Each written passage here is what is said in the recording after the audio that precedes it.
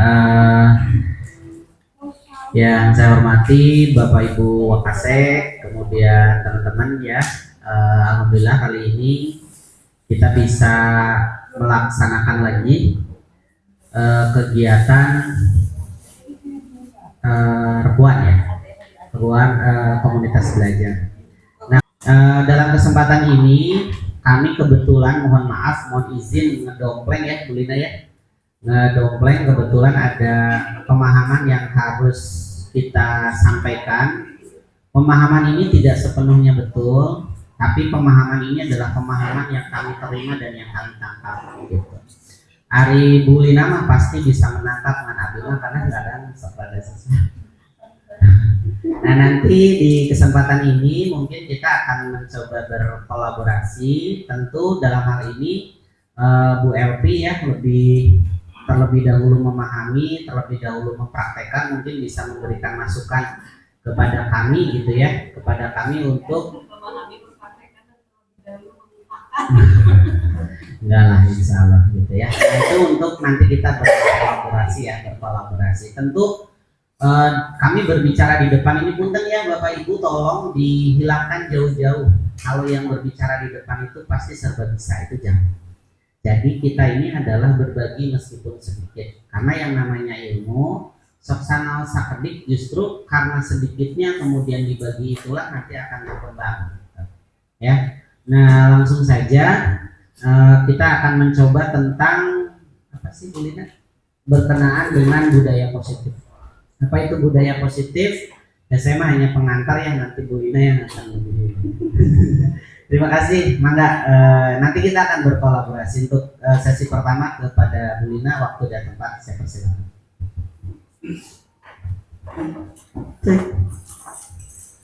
Salah kalau misalkan lebih dalam sama saja, mungkinnya sama-sama kita belajar hari ini.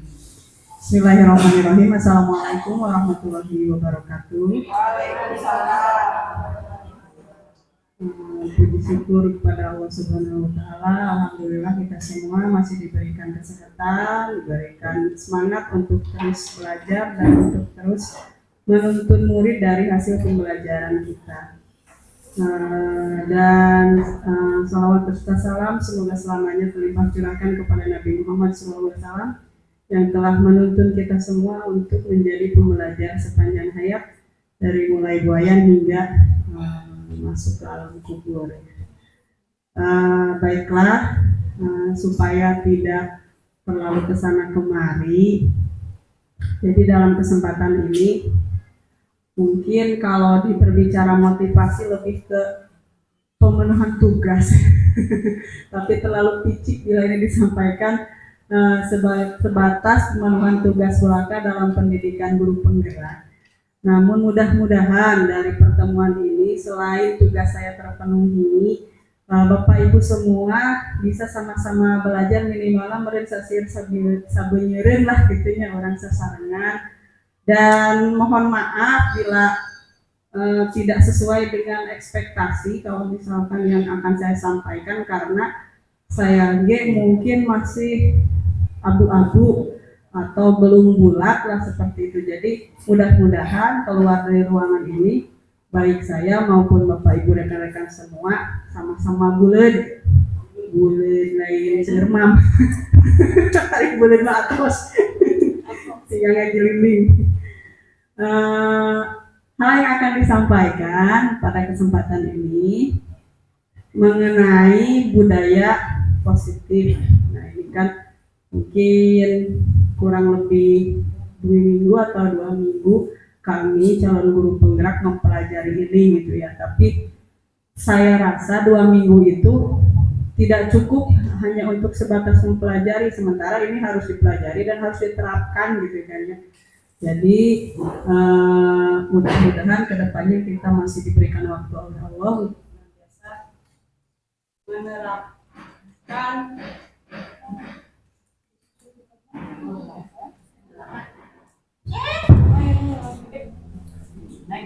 menerapkan apa yang telah kita pelajari. Cek. Saya Pak. Langsung saja. Nah, oke. Sebelum kita mulai, ini ada sedikit mungkin ya, sebelumnya mohon maaf. Kita berdoa dulu ya. Mudah-mudahan semuanya dilancarkan dan mendapat keberkahan. Untuk berdoa dipersilakan.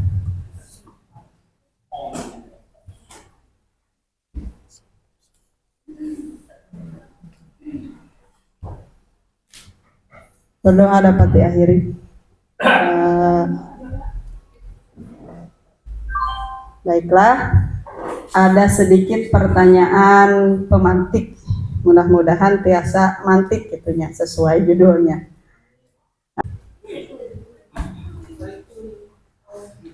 Saya juga tidak tahu benar salahnya mah. Tidak tahu saya kayak setuju nah duka deh gitu. Ini mah orang gali we sasarengan Bu Yuli heula. Assalamualaikum warahmatullahi wabarakatuh. Waalaikumsalam. Tatih Bu Yuli. Di sini saya mungkin akan mencoba menjawab untuk diri saya pribadi, ada setuju dan tidaknya, tergantung balik lagi ke anaknya gitu. Tapi cenderung setuju. Setuju. Ya. Kenapa? Karena kebanyakan kalau misalkan cuma teguran, kadang suka abai gitu. Jadi perlu ada disiplin yang lebih keras. Salah satunya mungkin bukan hukuman sih, apa sih ya? Kategorinya bisa hukuman lah kalau kasarnya mah gitu.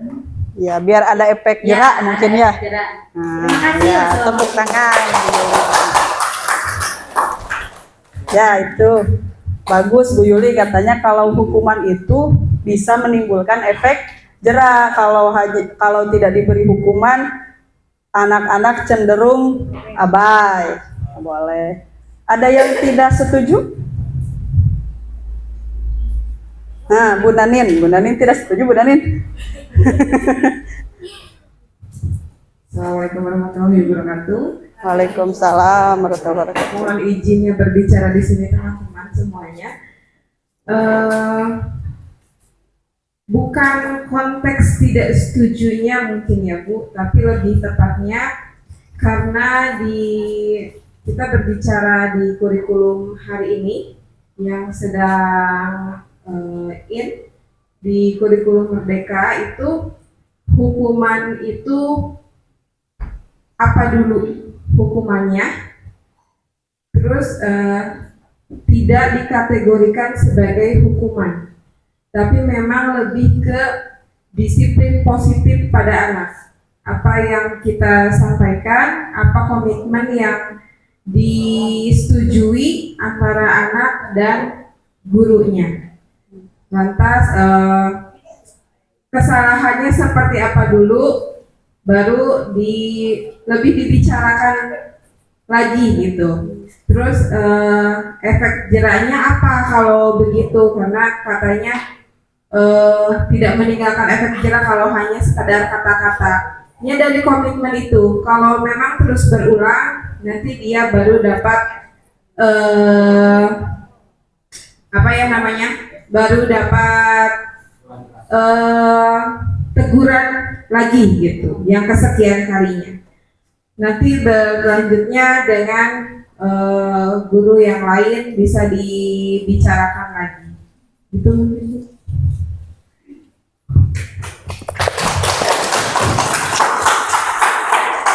Ya, itu dari Bu Nanin. Katanya kalau untuk mendisiplinkan anak, kita butuh komitmen. Ya, sejenis kesepakatan mungkin gitu ya, antara yang terlibat, baik itu sesama guru yang mendisiplinkan ataupun terhadap anaknya juga. Nah, itu kata Bu Nanin. Ada lagi yang ingin berpendapat? Nanti kita akan simpulkan bersama. Kupamuklis tapi. Ya, Bu Riani. Saya mencoba untuk hukuman dapat meningkatkan kedisiplinan anak. Untuk sekarang saran saya pribadi, saya kurang setuju karena kalau daripada hukuman, saya lebih refleksi. Jadi daripada memberikan hukuman atas pelanggaran-pelanggaran yang dilakukan anak, lebih baik melakukan refleksi atas apa yang dilakukan anak tersebut. Mungkin itu Pertanyaan juga tuh. Ya, turnuhun. Pareman Buriani mahnya. Ya. Nah, itu kalau kata Buriani, jadi hukuman itu di zaman sekarang mungkin tidak relate ya Buriani ya. Ya, apalagi kalau misalkan udah kena sama orang tua yang mungkin seumuran kita. Jadi kena sedikit anaknya dilaporkan langsung kan ya. Banyak kasus-kasus yang terjadi sekarang, kan ari baheula dicarekan ku guru teh kolot teh milu nyarekannya ka budakna teh gitu ya. Jangan seperti itu, mungkin kamu salah kan seperti itu. Tapi kan kalau orang tua zaman sekarang nggak gitu, anaknya misalkan kena hukuman, orang tuanya yang nggak nerima gitu kan. Jadi memang kurang relate juga dengan keadaan sekarang. Jadi alangkah baiknya kita lakukan refleksi sama-sama. Baik, kita simpan dulu kemungkinan ini enaknya yang mana nanti. Di akhir mudah-mudahan kita semua bisa satu kabuledan, satu pemahaman ya. Oke, untuk pertanyaan pemantik kedua, nah pemberian hukuman positif dapat meningkatkan kedisiplinan. Ada yang ingin berpendapat? Setuju atau tidak setuju? Pemberian hukuman positif dapat meningkatkan kedisiplinan. Nah, Pak Usnala setuju ya? Ya, Pak. Thailand semangat. Tadi unggut-unggutan Pak Usnala. Mungkin cukup saja. Waalaikumsalam. Kalau ditanya setuju tidak setuju, saya setuju karena dari kata-kata juga pemberian hukuman positif dapat meningkatkan kedisiplinan. Ya, saya setuju karena dari kata-kata juga bagus itu. Ada kata positifnya. Ya. Ya. Sudah begitu bagus.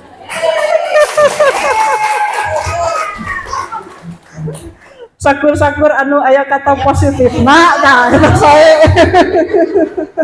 Ya, seperti itu. Pemberian hukuman positif dapat meningkatkan kedisiplinan. Menurut Pak Usnala itu bagus karena pemberian hukuman lagi hukuman positif, gitu kan ya, otomatis itu bagus kata Pak Usnala. Jadi setuju. Ada yang tidak setuju? Ayo bebas, bebas berpendapat. Itu ayah sabunan ya. Jadi itu semangat ya. Nanti di akhir. Pemberian hukuman positif dapat meningkatkan kedisiplinan. Jadi sepakat semua setuju? Setuju. Oke, bungkus dulu ya. Karena ada positifnya. Nah, yang ketiga, memberikan penghargaan dapat meningkatkan motivasi belajar anak. Setuju atau tidak setuju? Ada yang ingin berpendapat? Sok, anu teh acan. Bener Bang tariknya bagaimana? Teh acan. Ada yang ingin berpendapat? Memberikan penghargaan dapat meningkatkan motivasi belajar anak. Pak Usnali.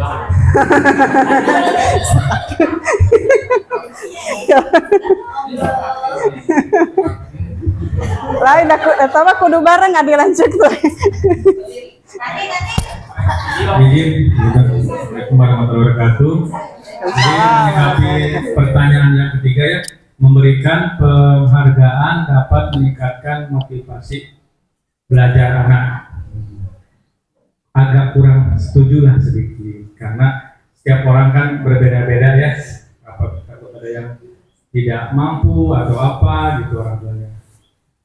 Jadi kalau memberikan penghargaan dapat meningkatkan sih bagus, tapi tidak selamanya gitu. Pemberian penghargaan itu sebagai motivasi untuk meningkatkan pembelajaran anak. Mungkin Sarada bener serius saya namanya ngobrol. Ya, saya diajak serius lah serius. Ya, memberikan penghargaan dapat meningkatkan motivasi belajar anak. Ya, kata Pak Usnali tidak setuju karena penghargaan ini tidak semuanya dapat meningkatkan, tidak selamanya dapat meningkatkan motivasi anak. Ada yang diberi penghargaan dan budak lagelan jalma benghar, misalkan kita siapkan hadiah misalkan gitu ya, ternyata biasa aja belajar makin tua angin butuh itu kan seperti itu. Ya seperti itu pendapat Pak Usnali. Ada yang berpendapat setuju? Cok datena naon benten ge da Berbeda itu setuju Bu Selvi setuju. Orang kaya. Assalamualaikum warahmatullahi wabarakatuh. Guru gede modal. Berbeda dari pendapat Pak Usnali, kalau menurut saya memberikan penghargaan itu dapat meningkatkan motivasi belajar anak. Saya cenderungnya juga setuju. Bentuk penghargaan itu kan tidak selalu dengan materi ya, bisa dengan ucapan selamat, terima kasih kamu hebat, itu juga bentuk dari penghargaan. Tuh.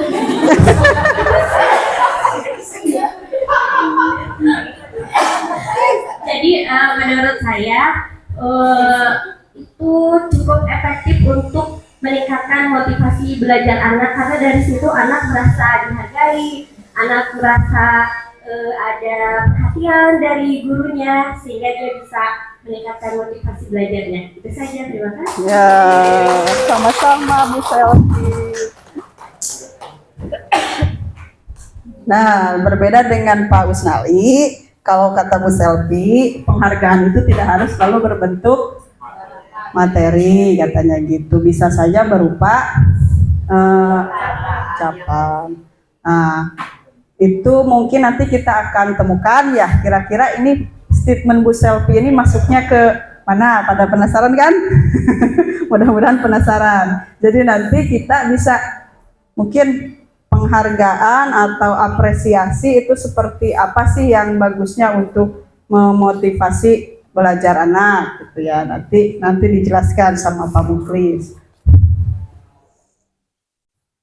Oke, kita tutup dulu pertanyaan-pertanyaan yang belum ada jawabannya itu, dan jawabannya nanti akan kita simpulkan bersama sebagai apa ya, orang dewasa lah begitu ya. Nanti kita akan simpulkan bersama. Oh ternyata.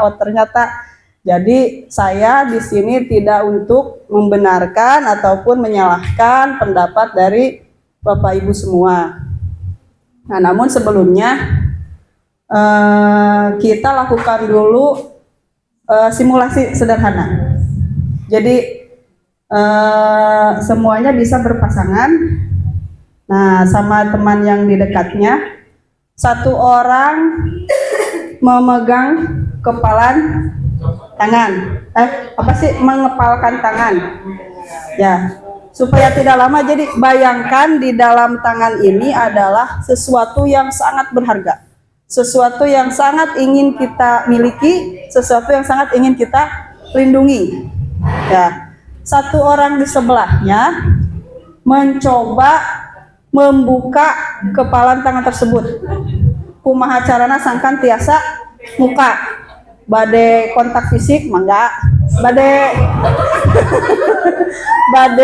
dirayu boleh ya. Atau mau cara lain atau seperti apa, yang penting ini bisa membuka.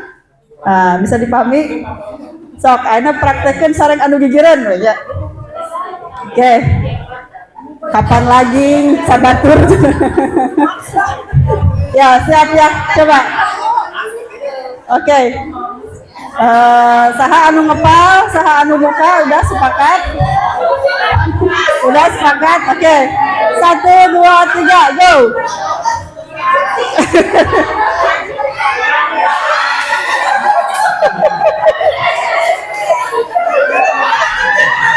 Apa yang bisa yang menyelamatkan?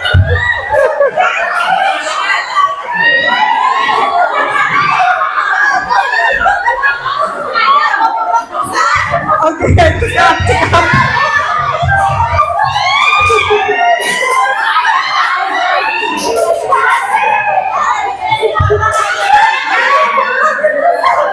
Oke, cukup. Ada yang berhasil membuka? Ada yang berhasil membuka?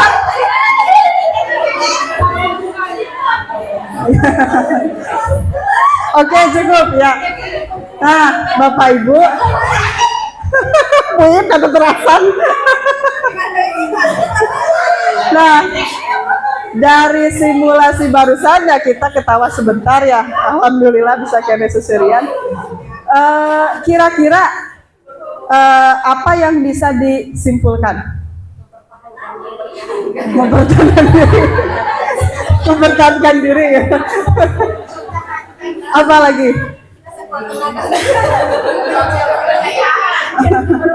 Ya.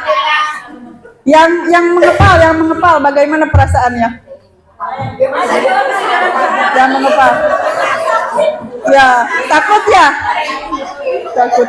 Bu Yayu bagian ngepal apa muka mengepal? Kira-kira bagaimana perasaannya Bu Yayu?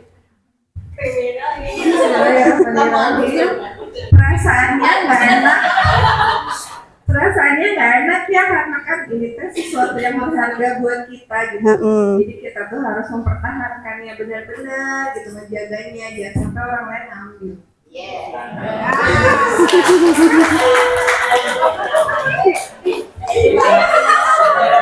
Nah, gitu ya. Itu perasaan yang mengepal. Semua sepakat seperti itu rasanya? Sepakat. Yang membuka kepalan. Siapa yang membuka kepalan? Bagaimana perasaannya?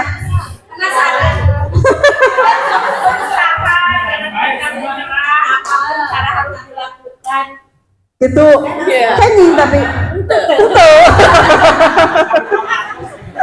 Tapi tidak dapat ya? Capek? Ya seperti itu.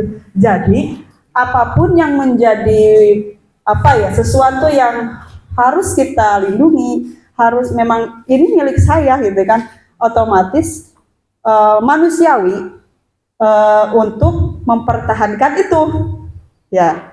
Dan itu pun terjadi pada murid ya. Murid itu memiliki sesuatu yang harus mereka pertahankan. Mereka memiliki harga diri, sesuatu yang harus mereka pertahankan. Jadi kayak gini, misalkan murid kita itu semuanya, walaupun dan murid orang mah ABK ya ceritanya gitunya, kadang kita suka zolim seperti itu ya. Saya apalagi setelahnya mengikuti rangkaian pendidikan di guru penggerak, mungkin sebatas sharing, berapa kali saya tertampar gitu untuk merasa malu gitunya, sejauh ini gini orang zolim gitu kan ya kabudak teh. Nah jadi kadang kita merasa duduk gitu kan ya, atau misalkan ya cenah teh hafalkeun sakieu, kalau tidak bisa kan nanti tidak bisa milu masuk ke kelas atau apa seperti apa. Bayangkan sesuatu yang mereka harusnya menjadi harga diri mereka dan mereka lindungi, nah kita acak-acak gitu kan ya, kita paksa untuk dobrak itu. Dan yang terjadi kan mungkin ada rasa selain tadi, ini harus dipertahankan, masih ada perlawanan. Dan begitu pun dari kita sebagai yang mau melepas itu kan ya. Kadang kita sebagai orang dewasa merasa pantas untuk mengontrol anak-anak. Da urang dulu kolot gitu kan ya. Padahal mungkin tidak seperti itu harusnya. Karena kita yang capek-capek itu otomatis capek dah angger teu beunang. Ya, segimana ditarik-tariknya juga, karena itu harga diri yang harus mereka hargai, yang harus mereka lindungi. Ya, jadi kadang kita kadang lupa gitu ya. Saya ini terutama ya, kadang lupa bahwa anak itu punya kehendak gitu kan. Ataupun setiap perilaku anak itu memang atas dasar mereka untuk memenuhi apa yang mereka harus lindungi atau harus yang mereka miliki. Nah itu ya, mudah-mudahan sih sedikit menjawab pertanyaan pematik tadi, tapi belum tentu bisa menjawab karena nanti harus sampai akhir. Jadi biar kita bulat bersama. Oke, masih on ya Bapak Ibu ya? Si on. Nanti kalau belum on nanti diseling sama ice break, tapi nanti dulu ya biar tidak putus-putus. Nah, ini ada perubahan paradigma teori kontrol atau ilusi kontrol. Ilusi teh. Nah, itunya fata morgana. Kalau bahasa ilusi mah bahasa puisi berenya Bu Sel ya. Nah, jadi ilusi itu hanya khayalan atau asa benar tapi salah, asa salah tapi benar. Nah, itu ilusi ya. Jadi ilusi bahwa guru itu mengontrol murid. Jadi bohong, dan guru teh bisa mengontrol murid, dan murid teh sesuatu yang punya kehendak. Ya, sesuatu yang bukan sesuatu, artinya makhluk yang punya kehendak, gitu kan. Ilusi bahwa kritik dan membuat orang merasa bersalah dapat menguatkan karakter. Jadi tidak selamanya tadi disebutkan kalau membuat orang merasa bersalah ataupun diberi kritikan itu dapat menguatkan karakter. Bahkan hasil survei membuktikan, jadi banyak yang dikritik itu lain kalahkah ingin maju, katanya kritik bisa bikin tapi sebelum itu pasti ada rasa yang hajakun sekalian lah, seperti itu. Kadang ada seperti itu dikritik ya. Nah, selanjutnya, apalagi kalau kritiknya nggak enak gitu kan. Ilusi bahwa semua penguatan positif, efektif, dan bermanfaat. Ilusi bahwa orang dewasa memiliki hak untuk memaksa. Nah ini sepakat Bapak Ibu? Sepakat tidak? Kalau tidak sepakat, mau bisa lanjut ke materi selanjutnya. jadi kita dalam satu dalam AHA gitu nyaman cek nama gitu, cek bahasa budak nama gitu, bahwa oh iya ya ternyata selama ini mungkin ada sesuatu yang harus diluruskan gitu kan lewat penanaman budaya positif ini. Nah ini kan, jadi untuk dapat menumbuhkan disiplin positif pada murid, seorang guru harus memahami teori kontrol, ya, teori kontrol, teori kontrol. Nah, selanjutnya teori kontrol ini akan disampaikan oleh Pak Muklis. Tapi sebelumnya mungkin ya sebelum dilanjutkan ke teori kontrol, karena tadi kita sudah lumayan berpikir, lumayan mengungkapkan pendapat supaya lebih fresh, ada sedikit ice break mungkin ya. Ice breaknya permainan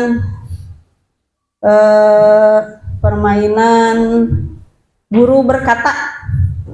Nah, jadi guru berkata, murid melakukan. Nah, jadi ini mah hanya sebatas permainan ya, hanya sebatas permainan. Bayangkan api-apina abdi teh guru gitu kayaknya. Jadi apa yang dikatakan oleh guru itu harus dilakukan. Nanti kalau yang sampai selesai bisa semua, itu nanti akan mendapat apresiasi. Jadi dari sekian banyak yang ada di sini mungkin tidak akan semuanya bisa melakukan apa yang dikatakan guru.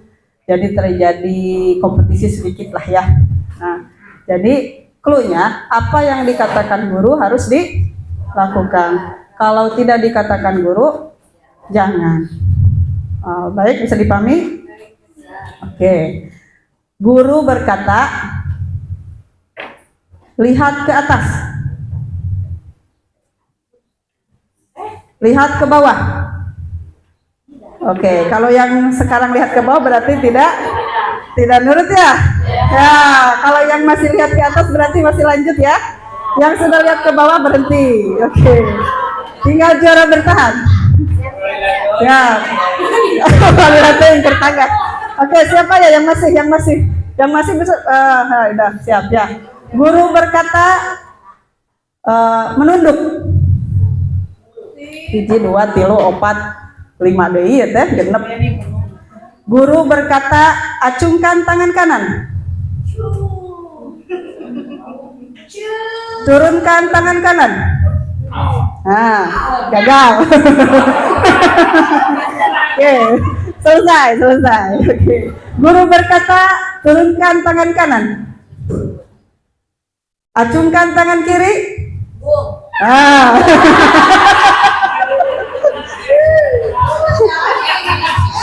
Guru berkata acungkan tangan kiri. Acungkan tangan kanan. Guru berkata acungkan tangan kanan. Guru berkata turunkan tangan kanan. Turunkan tangan kiri. Nah. Guru berkata turunkan tangan kiri. Guru berkata berdiri. Duduk. Guru berkata duduk. Guru berkata katakan ya. Guru berkata berdiri. Guru berkata acungkan tangan kanan. Turunkan tangan kanan. Guru berkata acungkan tangan kiri. Guru berkata turunkan kedua tangan. Guru berkata acungkan kedua tangan. Guru berkata turunkan tangan kanan. Turunkan tangan kiri. Sudah duduk Boyka antos. Guru berkata belum. Guru berkata turunkan tangan kiri. Guru berkata acungkan tangan kiri. Turunkan tangan kiri. Guru berkata turunkan tangan kiri. Acungkan tangan kanan. Guru berkata acungkan tangan kanan. Turunkan tangan kanan. Wah, hebat ini berarti ini. Oke, stabil, tepuk tangan untuk semua ini yang ini ya. Oke, yang barusan betul silakan maju ke depan. Yang barusan betul juara bertahan Kapayun. Yang barusan terakhir 7 orang maju ke depan. Sabun.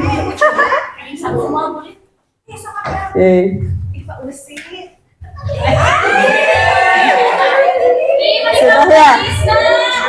Nah, ini tepuk tangan untuk yang di depan ini yang paling bertahan sampai akhir.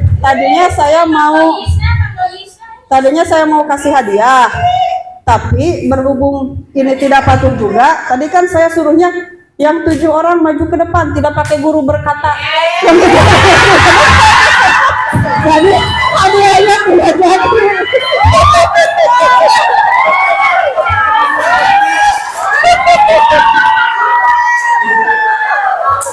Wah, jadi turun tangan itu kita semua.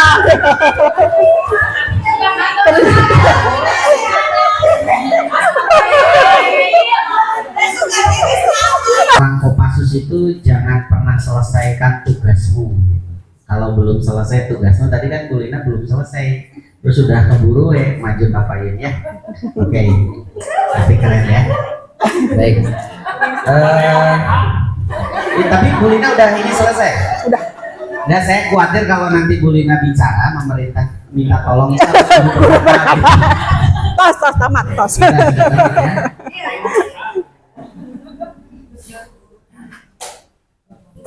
Ya, Bapak Ibu, saya izin sedikit mungkin ya menambahkan dari tadi apa yang sudah disampaikan oleh Bu Lina. Kelihatan nggak? Muncul. Iya. Saya tidak belum keluar apa ya?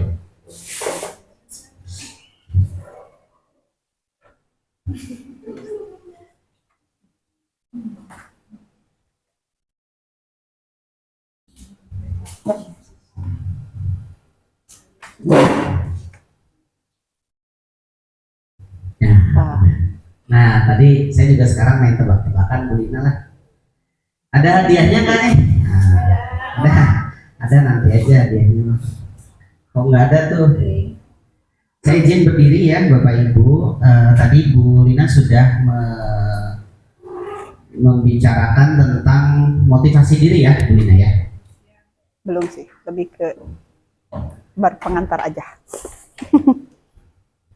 Seseorang yang membuka kepalang tangannya, ini mohon ini ya, kita sama-sama sharing aja. Oke, Bu Yayu tadi mengatakan akan berupaya ya sebisa mungkin untuk mempertahankan gitu apa yang menjadi motivasi atau keyakinan dalam dirinya, ya nggak? Mau digimanain, mau dirayu, mau dipaksa juga tetap ya, karena menurut kita itu adalah hak kita untuk mempertahankan. Tapi coba bayangkan kalau kepala itu tiba-tiba Bu Yayu punya kesadaran diri, atau yang mengapal itu punya kesadaran diri untuk oh ya udah aku buka aja deh gitu. Kira-kira antara Bu Yayu dengan Bu Iit merasa terganggu atau tidak satu sama lain? Tidak ya. Bu Iit yang meminta dengan baik-baik, kemudian Bu Yayu menyadari bahwa itu penting untuk dibuka, penting untuk berbagi, meskipun itu sesuatu yang sangat berharga menurut Bu Yayu, tapi Bu Yayu sudah punya dengan kesadaran bahwa itu layak untuk dibagikan dengan Bu Iit, maka dengan kesadaran diri sendirinya dia akan membuka. Nah, kita sebagai orang dewasa itu mencoba atau tadi budaya positif itu idealnya seperti itu. Jadi kita melakukan budaya-budaya positif itu bukan karena dorongan dari luar, tapi dorongan dalam diri sendiri. Nah, dorongan dari luar, dorongan diri sendiri itu munculnya bagaimana? Tadi Bu Lina sudah sampaikan ya, karena ada motivasi-motivasi tertentu, itu panjang lah gitu. Oke, sebelum ke situ, saya ingin Bapak dan Ibu bisa nggak senyum gitu, seolah-olah Anda bertemu dengan orang yang sangat dirindukan. Bisa nggak? 1, 2, 3 tuh, Pak Ikin sudah mencoba kan? Karena dia Jumat nanti mau pulang ke Ciamis gitu. Coba Pak Asep bisa senyum nggak? Senyum deh. Senyumnya jangan kayak gitu. Senyum Pak Asep. Senyum ya. Oke, kita sepakat meskipun kita capek ya, saya merasakan tadi habis makan bakso enaknya itu luar biasa gitu, harusnya itu istirahat gitu ya sambil scroll TikTok gitu enaknya gitu. Tapi saya ingin kita sepakat minimal 30 menit ke depan atau 40 menit ke depan semua jiwa dan raga ada di sini, meskipun saya tahu Pak Asep sudah ngangenin seseorang ya, Pak Asep ya. Ya nanti aja lah. Oke. Ngangenin kapot. Oke.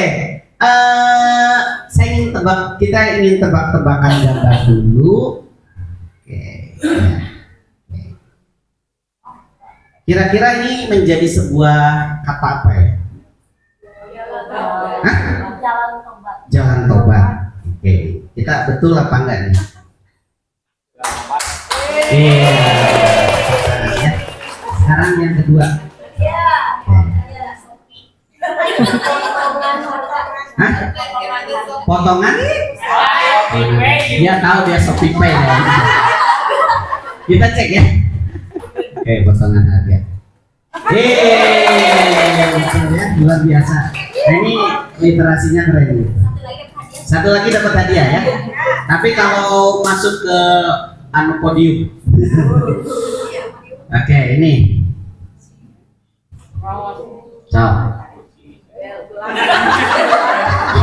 Apa? Kucing emas. Kucing belang. Kucing belang. Kucing apa? Kucing dolar. Iya, kucing belah. Ya, terima kasih ya. Oke. Baik, Bapak Ibu. Ini kita akan sedikit membahas tentang konsep inti budaya positif. Tadi sudah disampaikan oleh Bu Lina. Perubahan paradigma belajar ya, paradigma itu cara pandang kita memandang pelajaran. Kalau dulu misalnya bahwa pelajaran itu adalah transfer ilmu, di sekolah itu hanya transfer ilmu, tapi sekarang lebih kepada bahwa pendidikan itu adalah sebuah proses ya, proses menuntun. Kemudian motivasi perilaku yang tadi ya, pengepalan tangan, kemudian disiplin positif, posisi kontrol, nanti kita akan bahas nilai-nilai kebajikan. Nilai-nilai kebajikan itu intinya kalau saya berpikir adalah nilai-nilai yang memang disepakati bersama di seluruh dunia. Misal jujur adalah nilai-nilai universal yang pasti akan diterima di semua orang, dimanapun kita duduk, dimanapun kita berada di seluruh dunia ini, pasti kejujuran itu akan diterima. Sepakat atau tidak? Sepakat ya. Membuang sampah pada tempatnya misalnya, itu adalah nilai-nilai sederhana yang memang diterima di semua orang. Biar aku misalnya ada satu suku yang tidak boleh jujur gitu, kayaknya nggak ada. Nah, nilai-nilai ini adalah bagian dari tujuan dari budaya positif yang akan kita coba kembangkan. Kemudian keyakinan kelas, kebutuhan dasar manusia, dan segitiga restitusi. Nanti segitiga restitusi, keyakinan kelas, dan posisi kontrol ini insya Allah akan saya coba sampaikan apa yang saya pahami, tapi belum menjamin ya apa yang saya pahami itu betul, apa yang kami sampaikan itu betul. Ini adalah ruang kolaborasi. Harapannya kita bisa menemukan kesepakatan, ada poin-poin apa sih yang harus kita lakukan gitu untuk untuk menumbuhkan disiplin positif atau budaya positif. Oke, pembelajaran dengan paradigma baru tadi sudah ya, kita berdiferensiasi, kemudian dan seterusnya saya tidak akan bahas ini perubahan paradigma tadi. Oke. Nah ini dia. Menurut Ki Hajar Dewantara, merdeka itu artinya tidak hanya terlepas dari perintah, tetapi juga cakap buat memerintah diri sendiri. Artinya apa? Kadang saya pribadi itu kita ke siswa ya gitu. Kamu teh harusnya kayak gini gitu ya. Kamu teh gini. Tapi ternyata kita tidak bertanya terlebih dahulu, apakah kita sudah melakukan hal-hal itu atau belum. Lain halnya apabila kita sebagai seorang guru itu sudah melakukan terlebih dahulu. Misal berkata kasar, kadang kita tidak sadar, mana datang telat baik gitu ya. Kita nggak sadar bicara seperti itu kepada siswa, tapi padahal itu teh sangat menyakitkan. Sedangkan kita ternyata kadang-kadang datangnya telat, kan gitu. Itu ya salah satunya. Oke. Nah ini kok saya gimana ya, Bu Lina biar. Oke, saya ada. Teman-teman masih ingat menggunakan class point? Lupa. Oke ya. Tapi saya bingung gimana. Oke. Masuk ke classpoint.io. Ada classpoint.io. Ya kan enggak? Oh sorry. Saya ngomong aja.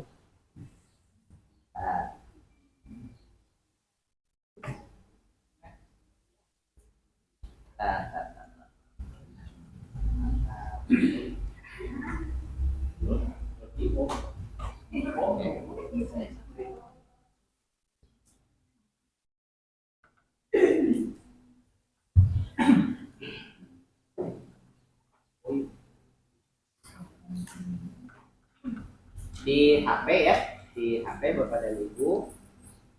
Ini dia. Nah ini ya, classpoint.io. Sudah? Classpoint.io. Terus? 5 menit.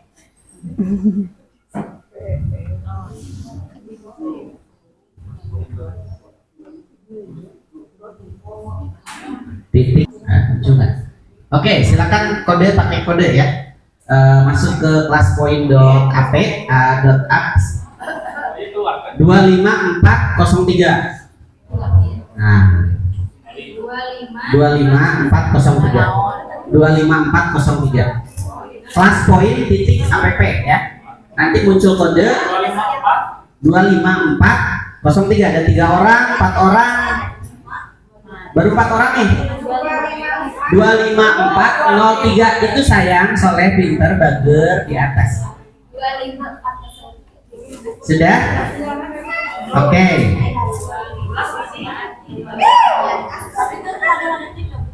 Sudah? Oke, sudah cukup. Ya. Yang sudah. Yang ini sambil berjalan aja. Oke, saya ingin bertanya kepada teman-teman, bagaimana penerapan disiplin di kelas menurut Anda? Apakah sudah efektif atau belum? Jawabannya belum efektif atau sudah efektif. Jawabannya itu aja ya. Silakan dituliskan. Sudah, belum, sudah, belum. Di mana? Sebentar, kan belum saya. Nah, ya silakan. Nanti di bawah ada tanggapan. Ada kan? Nah, inilah pentingnya ilmu itu harus sering dipakai.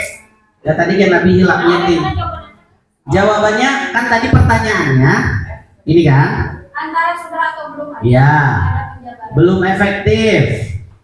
Kata seseorang belum efektif. Ada lagi masih belum efektif, berarti belum terlalu efektif. Belum efektif lagi. Belum efektif. Belum efektif banget. Ini saya tahu siapa yang menulis ini. Jadi saya bisa membaca pola tulisan, pola bicara, pola belum efektif. Udah?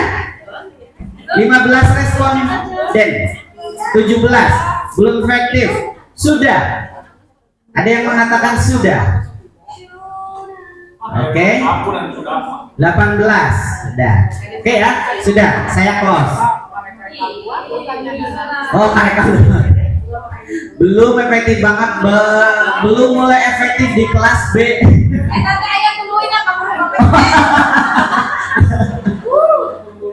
Oke. Oke, sudah ya. Oke, sudah 1 menit 19 orang sudah. Oke, berarti kita sudah bisa melakukan refleksi ke dalam diri kita. Kenapa saya bertanya seperti itu? Harapannya adalah kita memahami nih, istilahnya kita asesmen dulu kondisi kita di kelas kita itu. Saya sudah melakukan tadi apa, penerapan disiplin positif apa belum gitu, udah efektif apa enggak. Nah sekarang kan muncul yang sudah, nanti kita bisa berbagi pengalaman, yang belum nanti kita bisa eksplor. Oke, saya close dulu ya. Oke, saya close. Saya kasih. Nah, oke, lanjut. Nah, ini adalah teori kontrol yang tadi disampaikan. Terbaca nggak? Kelihatan tapi? Kelihatan ya, kelihatan tapi nggak kebaca. Diana Gosen dalam bukunya Restitution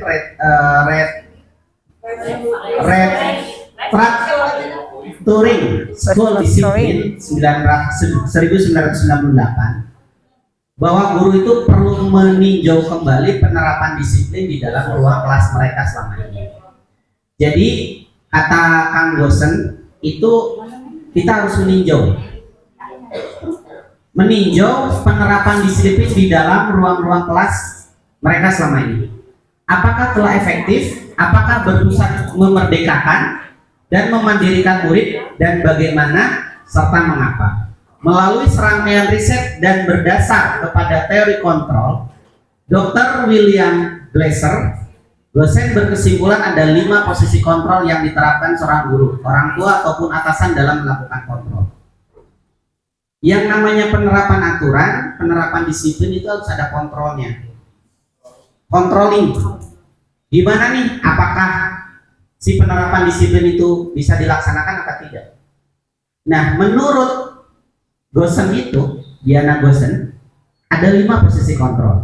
1, penghukum. 2, pembuat rasa bersalah. 3, teman. keempat pemantau, dan yang terakhir adalah manajer. Dari kata-katanya mungkin nanti kita bisa bahas, tapi kita lanjut ke slide selanjutnya. Oke. Ada berapa? Ada 5. 1 penghukum, 2 pembuat rasa bersalah, 3 pemantau sebagai teman, dan terakhir manajer. Nah, saya ingin kira-kira tanpa, saya yakin teman-teman sudah membaca hal ini. Sekarang kira-kira ya, teman-teman dari 5 posisi itu ada di mana? Silakan gunakan class point lagi. Sudah class pointnya? Masih kodenya ini ya, 25403. Masih yang tadi? Masih yang tadi, dibuka aja yang tadi. Oke, silakan. Menurut teman-teman kita ada di mana? Apakah penghukum? Saya ulang ya. Tadi 1 sebagai penghukum, pembuat rasa bersalah, pemantau sebagai teman, dan terakhir sebagai manajer. Nah, menurut teman-teman nih, aku itu di mana gitu? Boleh lebih dari satu. Oh, boleh nggak apa-apa. Boleh. Pemantau dan manajer. Sekarang 5-5 ya. Dari memang guru memang seperti itu, nggak apa-apa. Teman, penghukum sebagai teman, dan manajer sebagai teman, penghukum teman. Kebanyakan teman ya, sebagai teman. Oke. Wah, sudah ada manajer tapi ini ya, udah. Oke. Sudah, respondennya udah 16. Oke, 17, 18, satu lagi 19. Oke. Nah, sekarang saya akan ekspor yang sebagai teman. Boleh random acungkan tangan. Oke, Bu Yuli. Bu Yuli sebagai teman ya, kontrolinya sebagai teman. Apa menurut Bu Yuli yang dipahami tentang hal itu?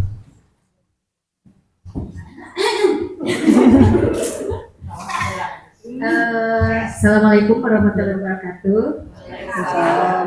Menurut saya, mungkin karena kebanyakan yang sering datang ke saya itu anak-anak yang sudah agak udah puber, jadi sering curhat. Jadi saya merasa berbagi pengalaman, jadi merasa sebagai teman. Sakit itu mungkin jadi. Waalaikumsalam. Tepuk tangan buat Bu Yuli. Oke, sekarang ada pemantau.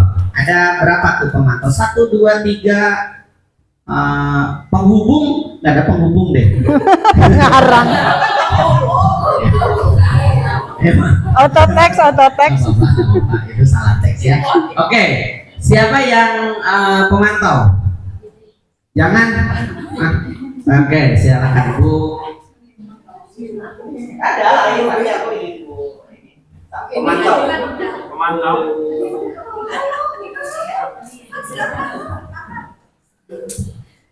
Menurut saya di kelas itu saya sebagai pemantau, sebenarnya kan pemantau juga ya, apa ya namanya, pokoknya tuh jadi kan anak yang saya pegang tuh kan autis, jadi kalau misalnya dijadiin teman enggak jadi autis, kalau jadi kayak orang tua aja gitu. Kalau aku sih jadi kayak orang tua, bukan kayak teman. Kalau misalnya pemantau kan harus kayak mantauin aja, nggak mana apa ya, lihat kondisi anak, harus anaknya kayak gini, oh dia nih aku tuh harus ngeginiin gitu. Terus kalau misalnya metodenya nggak cocok nih, ganti lagi ke metode lain gitu. Karena tapi sih sebenarnya keseluruhan ini juga tergantung sama anak yang kita pegang juga sih. Jadi bisa aja aku bisa sebagai teman kalau anak-anak aku tuh yang C, yang apa gitu kan, yang dewasa gitu. Jadi tergantung sama siswa yang kita hadapin juga si teori kontrol ini tuh. Iya betul ya. Memang kita harus menyesuaikan. Cuma kembali lagi, ini adalah penerapan Bapak Ibu. Ini adalah konteks dalam penerapan disiplin. Artinya supaya siswa kita, anak-anak kita, atau pribadi kita sendiri itu dalam melakukan penerapan disiplin positif itu muncul dari dalam diri sendiri ya, Bu Lina ya, gitu ya. Oke, saya close dulu ini ya. Oke, keren. Saya kasih bintang. Oke, saya next lagi. Nah, oke, kelihatan nggak? Ini yang tadi kita bahas. Penghukum, seorang penghukum bisa menggunakan hukum fisik maupun verbal. Ujung-ujung teh aya nu telat budak teh. Oh itu lari 10 balik gitu kan. Cibenda bojong gitu ya. Kemudian bersalah. Pembuat rasa bersalah akan menggunakan keheningan dan membuat orang lain merasa tidak nyaman bersalah. Gara-gara Uci nih, gara-gara kamu telat Ci, aku itu terlambat ngopi. Nah, itu emang ngomongnya seperti itu gitu. Tapi, aduh aku telat gitu ya. Ih gara-gara kamu nih, nyimpan sepatu sembarangan, kelas jadi kotor. Nah itu contoh penghukum. Kemudian teman, cara bersalah. Kemudian yang ketiga adalah guru pada posisi akan menyakiti murid, namun akan tetap berupaya mengontrol melalui persuasi, ajakan. Atuh Bu Iip, bera bantuan ambillah gitu. Bisa nggak sih Bu Iip itu kalau datang itu tepat waktu, gitu kan? Nah itu salah satu sebagai. Kemudian pemantau, nah ini posisi pemantau berdasarkan pada peraturan yang konsekuensi. Ya udah, kalau misalnya tata tertib, gitu ya. Tapi tata tertibnya teh udah sama kita teh dibuat, gitu ya. Kalau anak telat, misalnya berdiri di depan kelas, gitu ya. Terus kalau misalnya terlambat, gerbangnya dikunci, misalnya. Nah itu pemantau, memastikan aturan-aturan itu dilaksanakan. Dan yang terakhir adalah manajer. Berbuat sesuatu bersama dengan murid, mempersilahkan murid mempertanggungjawabkan perilakunya, mendukung murid agar dapat menemukan solusi atas permasalahannya sendiri. Dia bermasalah, dia datang terlambat, tapi kembali lagi tadi yang namanya ilusi, bahwa misalnya orang yang melakukan kesalahan itu sudah pasti salah. Itu kan perubahan paradigmanya. Nah perubahan paradigmanya dirubah menjadi bahwa seseorang melakukan sesuatu itu adalah pasti memiliki tujuan, kurang lebih kayak gitu. Aturan itu harus ditegakkan, tidak, ilusi bahwa aturan itu harus disepakati bersama. Nah di posisi kontrol ini menurut Gosen itu inilah adalah posisi kontrol yang terbaik, di mana peserta didik kita bisa mempertanggungjawabkan dan bisa mengeksplorasi dirinya dan memahami serta mencari solusi terbaik versinya. Tentu dengan kesepakatan bersama. Tapi kalau di SLB gimana? Di SLB mah kita sebagai drama ya, sebagai artis gitu ya, nggak bisa gitu. Tapi poin-poin ini bisa kita pakai gitu. Saya yakin poin-poin ini kita bisa pakai gitu. Tinggal nanti penerapannya bagaimana, nah nanti kita bisa eksplor lebih jauh.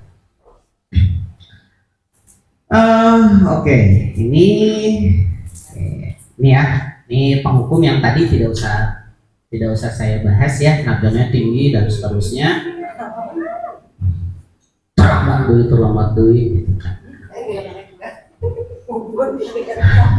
Nah ini ya ini hasilnya yang kira-kira nih ya, menurut Terry Gerson ya, menurut Terry Gerson. Jadi murid jadi marah, dendam, terus agresif gitu. Si penulisnya sentiasa marah-marah baik, tinggali gerak gitu kan. Satu waktu kayak kurang gitu tenang. Gitu ya. Jadi dia gitu. Iya. Dan saya mengalami hal ini. Jadi saya tidak tahu apa-apa, kemudian saya dihukum. Saya tidak tahu apa-apa, tiba-tiba saya dihukum. Waktu SMA saya ingat betul. Akhirnya apa yang saya lakukan? Ya saya melakukan yang tidak baik. Akhirnya saya merusak motornya. Tebira sih menelepon motor nama ngan cuma dicirian pakai apa nang si busina teh paus nala diasupan keresek nih kan ngeset tahu jadi nggak nyambung. Nah itu ya itu salah satu ya. Tuh pengalaman juga ternyata. Oke lanjut ya. Ini bersalah, merasa bersalah ya. Adi, kamu bagaimana ya? Kamu sudah berjanji dengan ibu kan tidak terlambat lagi. Ngomongnya pelan gitu ya, tapi dalam gitu. Apa yang hasilnya seperti apa? Murid akan merasa bersalah, gitunya. Tuh, gara-gara Bu Iip datang terlambat, jadi suratnya nggak keluar. Jadi saya teh terlambat berangkat. Jadi Bu Iip teh kepikiran, baik ya. Nah itu contoh. Ini berlaku tidak hanya ke siswa sebenarnya, ke semuanya ya. Ini sebagai teman. Ya, jadi ngobrol-ngobrol gitu mah. Ngobrol-ngobrol gitu, kunaon gitu kayak tadi Bu Yuli ya. Nah, akibatnya apa? Merasa senang dan akrab dan guru ini termasuk dampak yang positif. Jadi semakin baik. Negatifnya adalah tergantung pada guru tersebut. Jadi upami diwatosan ku guru nu sanes mah alim. Ya. Ka abi mah nurut si eta teh ngan datang ka Bu Sri. Gitu dah. Ya, Bu Sri ya. Nah, itu contohnya. Teman. Oke, nah ini pemantau nanti kita bahas karena waktunya sudah lebih ya. Next. Nah, ini manajer. Saya ingin fokus ke manajer. Nada suaranya tulus, bahasa tubuh tidak kaku, santai gitu, tidak seperti sedang menghukum, sedang tidak ngejaz gitu. Adik, kamu mengetahui jam berapa sekolah dimulai gitu? Tahu kita terlambat ya, datang gitu. Tahu Pak jam 7 gitu. Oh, jadi kamu terlambat. Kira-kira kamu bagaimana akan memperbaiki masalah ini? Ditanya dulu gitu kan, kenapa terlambat? Misalnya. Kenapa datangnya jam 8? Kenapa datangnya jam 9 gitu. Nah, meskipun ya kecuali kalau yang sengaja ya setiap hari datangnya jam segitu itu mah beda. Terus kita bertanya kira-kira apa nih rencana kamu atau apa yang akan kamu lakukan karena ini kan sudah salah intinya kayak gitu ya. Kira-kira mau dibenerinnya gimana kan? Ya nanti kita akan lihat prakteknya aja ya.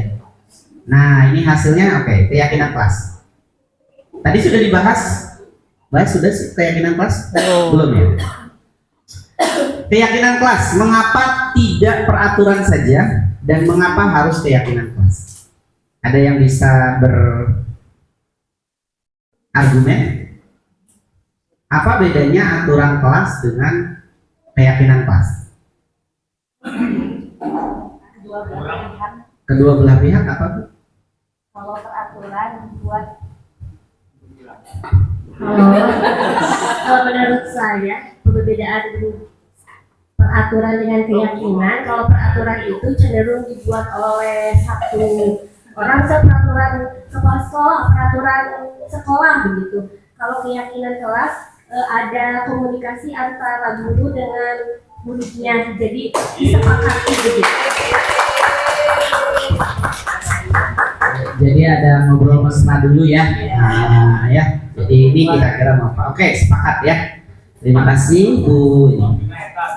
Ya. Jadi sebenarnya ini Pak Usnala, apa yang mau diomongin sama Pak Usnala itu udah terlihat sama saya. Oke ya. Nah ini masih karena Gosen ini adalah beliau concern terhadap bagaimana membangun budaya positif itu lebih manusiawi, lebih supaya yang bersangkutan itu lebih terdorong dari internalnya atau dorongan intrinsik. Nah menurut Gosen suatu keyakinan akan lebih motivasi seorang dari dalam. Nah kan poinnya dari dalam ya. Atau memotivasi secara intrinsik. Seorang akan lebih tergerak dan bersemangat untuk menjalankan keyakinan daripada hanya sekedar mengikuti serangkaian peraturan. Murid-murid pun demikian, mereka perlu mendengarkan dan mendalami tentang suatu keyakinan daripada hanya mendengarkan peraturan yang mengatur mereka harus berlaku begitu. Misal nih, contoh konkret.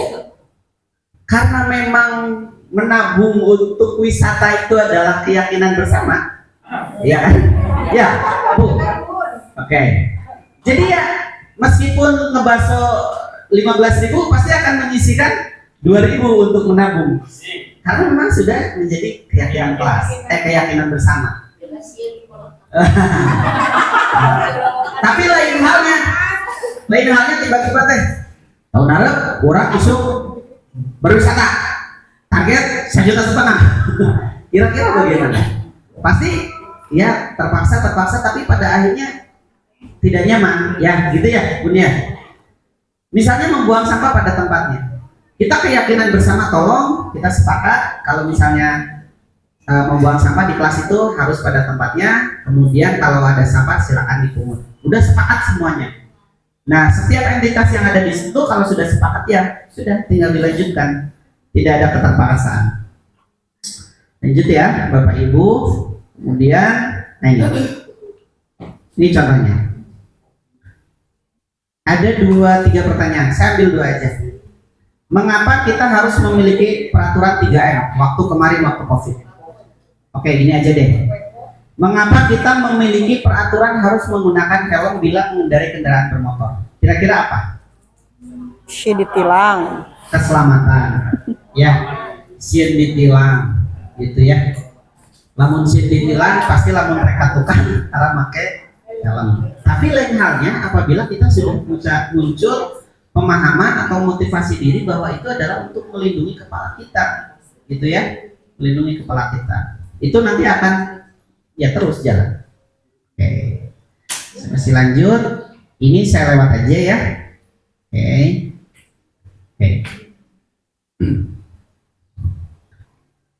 Ini adalah clue kali ya, clue. Bagaimana sih membuat keyakinan kelas 1 lebih abstrak dari peraturan? Jadi tidak langsung apa ya, vulgar. Kemudian berupa pernyataan yang universal. Misalnya saling menghormati, gitu kan, jujur, itu universal. Menjaga kebersihan, gitu. Dibuat dalam bentuk kalimat positif. Ada kata-kata positif tidak boleh misalnya, tidak boleh gitu. Beda ya kalau misalnya tidak boleh membuang sampah pada tempatnya. Kita rubah, yuk menjaga kebersihan kelas. Nah, nanti dari kesepakatan itu gimana sih cara menjaga kebersihan kelas itu? Ya gampang Pak, kalau ada sampah kita pungut, kemudian kita buang ke tempat sampah. Sedikit saja agar mudah diingat, nggak usah banyak-banyak gitu ya.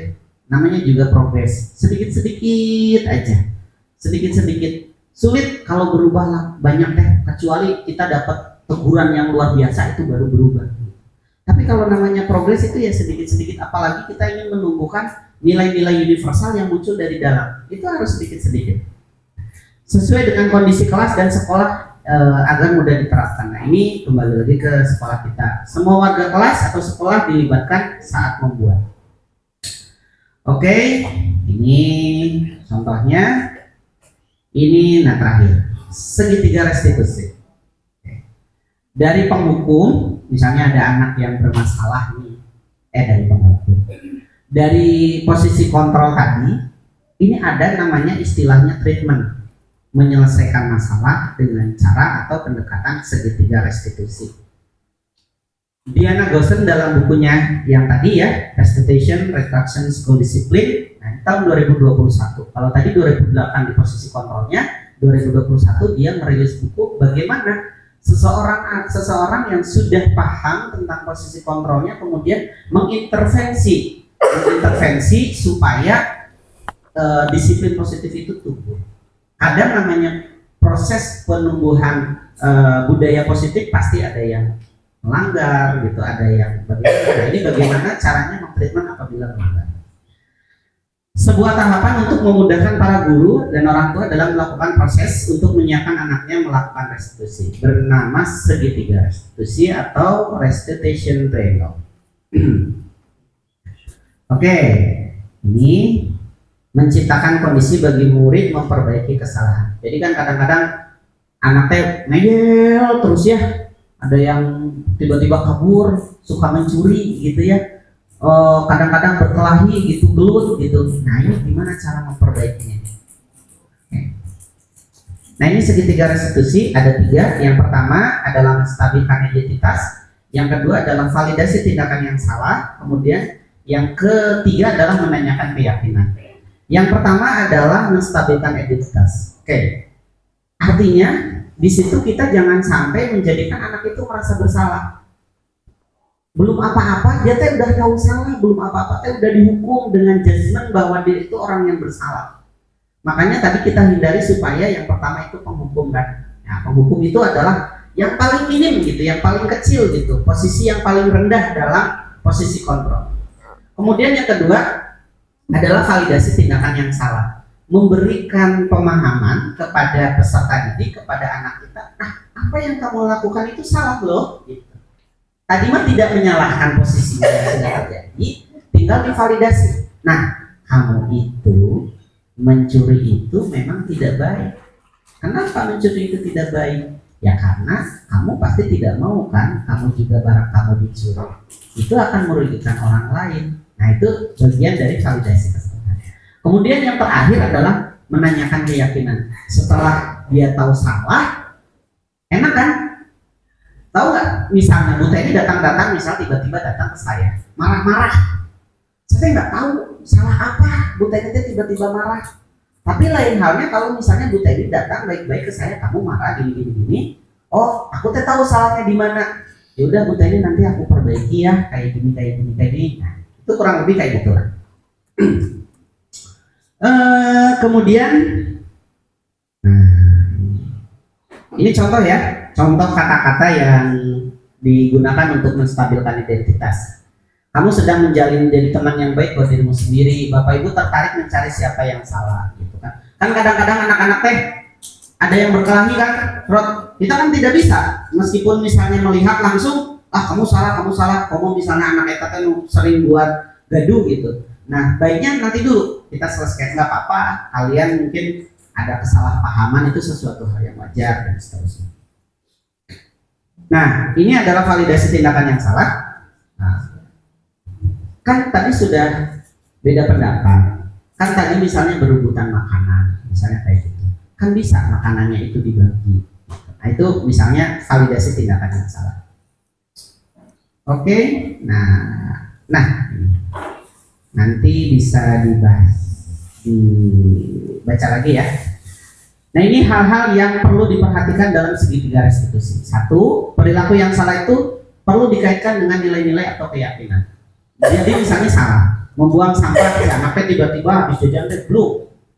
Kita jangan langsung salah, pegang dulu kenapa dia buang sampah. Gitu. Tahu nggak kalau misalnya kamu pasti pengen buru-buru kan karena pengen main, jadi sampahnya kamu buang. Gitu. Tapi tahu tidak, kalau membuang sampah itu kita menyalahi aturan, kan ada tempat sampah. Nah, itu hasil kedua ya. Nah, kemudian yang ketiga, oke, kira-kira apa nih yang mau kamu lakukan? Ya udah Pak, aku ambil sampahnya, kan kayak gitu. Ya meskipun itu perlu waktu, tapi patut kita coba.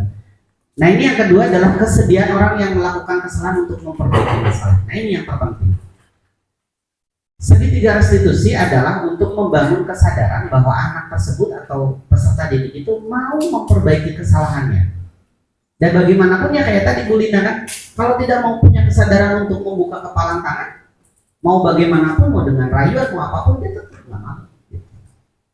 Kemudian yang ketiga, pemecahan masalah sebisa mungkin relevan atau hubungannya dengan masalah yang ada. Solusi itu harus relevan dengan masalah. Jangan masalahnya apa, solusinya apa, nyambung, nggak boleh. Perlu adanya sesuatu usaha perbaikan dari pihak yang berbuat kesalahan tadi. Kemudian perlu didedikasikan waktu dari pihak yang berbuat kesalahan. Perlu waktu. Kasih kesempatan orang lain untuk berubah. Jangan langsung greget gitu. Ya, meskipun masih tetap membuang sampah, coba perhatikan. Barangkali saja yang tadinya 10 kali membuang sampahnya sembarangan, mungkin sekarang berkurang jadi 5 kali gitu kan. Atau minimal dia melihat sampah sudah mau mengambil dan seterusnya. Oke. Nah, ini Bapak Ibu, saya ada sedikit tampilan. Nah, ini bukan nggak suaranya? Siang Sarah. Siang Pak. Sudah lama nggak ketemu Sarah. Kenapa hari ini ada di sini? Kesel Pak, kesel banget. Masa aku dikatain tukang fitnah Pak? Ya aku marah lah. Aku balik katain Eka di depan kelas. Kesel banget. Nah, ini menstabilkan identitas itu. Ya pasti kamu marah dan kesal. Bapak juga akan marah apabila ada yang menuduh Bapak seperti itu. Kemudian pada saat itu kamu mau melakukan apa? Ya saya langsung ngatain Eka lah Pak. Kesel banget. Saya bentak-bentak dia depan teman-teman lain. Oh begitu. Pasti kamu melakukan seperti itu karena suatu alasan tertentu bukan? Oke, validasi Iyalah, di situ. masa saya diam saja Pak? Ya saya bela diri lah. Masa saya dituduh tukang fitnah? ya wajar lah. Mempertahankan harga diri itu sesuatu yang penting buat kamu. Untung kamu tidak bertindak lebih gegabah lagi, hanya membentak-bentak. Iya Pak. Untung saya masih bersabar dan hanya membentak saja. Sudah gemes padahal, saya pasti bela diri lah. Ya pasti ya, tapi kamu memilih untuk tetap bertahan dan bersabar. Kamu memilih untuk tidak berbuat lebih parah lagi, bukan? Iya. Nah, sekarang coba kita lihat lagi tindakan kamu yang bentak-bentak Eka di kelas. Tindakan kamu itu kira-kira sesuai dengan keyakinan kelas atau prinsip kamu tidak? Enggak lah Pak. Capek Pak jadi pemarah. Jadi keyakinan atau prinsip mana yang Nah, ini yang dengan ketiga ya? keyakinan kamu? Ya, saya sebenarnya sangat menghargai orang lain. Mungkin saat itu saya menjadi emosi, jadi tidak menunjukkan sikap itu. Kamu meyakini tidak menghargai orang lain itu penting buat kamu? Yakinlah Pak. Iya, setuju. Kita harus saling menghargai. Namun ada juga keyakinan yang kita sepakati yang perlu kita jalankan apabila kita sedang marah, bukan? Ya saya bisa lebih proaktif, mulai dengan diri sendiri. Saya bisa jadi lebih bersabar, mengambil waktu jeda untuk berpikir mau apa selanjutnya. Kira-kira kamu bersedia memperbaiki masalah ini tidak? Bersedia Pak. Kalau kamu memperbaiki masalah ini, kamu akan menjadi orang seperti apa? Saya akan menjadi orang yang bertanggung jawab kali ya Pak. Dan senantiasa proaktif. Iya, menurut kamu bagaimana rasanya menjadi orang seperti itu? Ya nyaman lah, bangga bisa bersabar dan menahan diri. Baiklah kalau begitu. Yuk kita pikirkan bagaimana memperbaiki masalah ini. Oke, nah itu adalah contoh ya, contoh dari penanganan restitusi. Di SLB bisa gitu? Menurut teman-teman, saya tanya, di SLB bisa tidak? Bisa. Saya tanya sekali lagi, di SLB bisa apa tidak? Bisa, pasti bisa. Meskipun ya kita harus dengan energi yang lebih banyak, ya. Dan resiko etama, oke ya. Saya pikir saya sudah cukup ya. Terima kasih teman-teman. Untuk terakhir, saya mohon izin untuk refleksi sedikit Bu Lina ya, dengan menggunakan aplikasi Kahoot. Tapi sebelumnya mungkin barangkali dari Bu Lina ada yang ingin disampaikan, maka silakan. Oke, mungkin sebelum ke refleksi ya, terakhir ada mohon waktunya beberapa menit untuk saya mereview kembali supaya nanti direfleksi Kahootna bener sadaya hadiahnya se-app sadaya. Oke, punten Pak. Nanti apa sih? Difokus. Oh, Ayo dican kayak gitu hilap.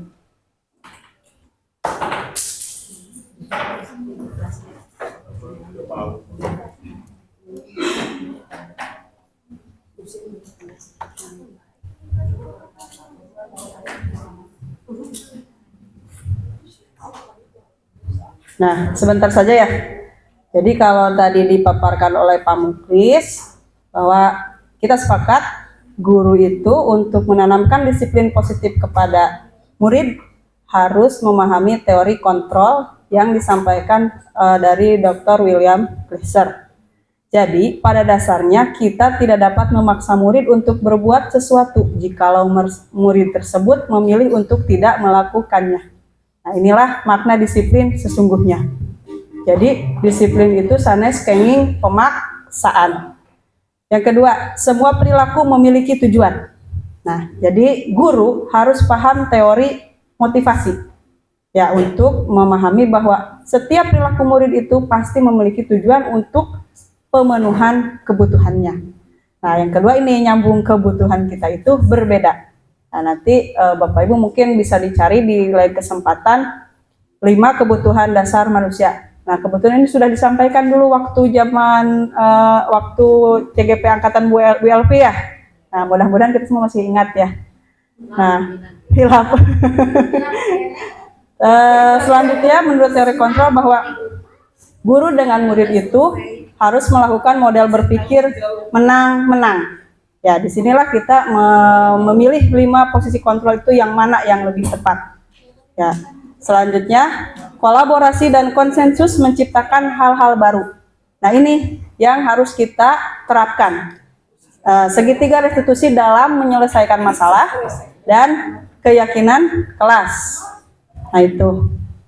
Jadi, bila kita maknai, disiplin itu adalah belajar kontrol diri dengan menggali potensi murid agar mereka mencapai tujuan yang mulia, yaitu menjadi seseorang yang mereka inginkan berdasarkan nilai-nilai yang kita hargai. Nah, nilai-nilai itu apa? Nilai-nilai kebajikan. Nah, apa saja sesuai yang tertuang dalam profil pelajar Pancasila, gitu ya, yang 6 dimensi ini. Jadi supaya kita tidak hilang arah, gitu kan, untuk menciptakan nilai-nilai kebajikan ini kita